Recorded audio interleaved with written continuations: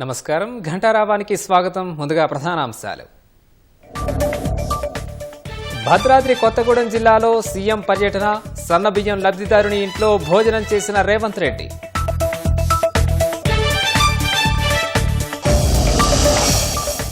దేశవ్యాప్తంగా భక్తి శ్రద్ధలతో శ్రీరామనవమి ఉత్సవాలు, కన్నుల పండుగగా సీతారాముల కళ్యాణ వేడుకలు.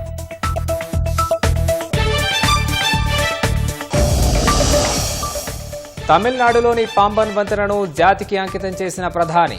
రామేశ్వరం నుంచి తాంబరానికి పరుగులు తీసిన ప్రత్యేక రైలు. చీతాలకు నీరందించిన డ్రైవర్ను సస్పెండ్ చేసిన అటవీ శాఖ. మధ్యప్రదేశ్ కునో నేషనల్ పార్కులో ఘటన.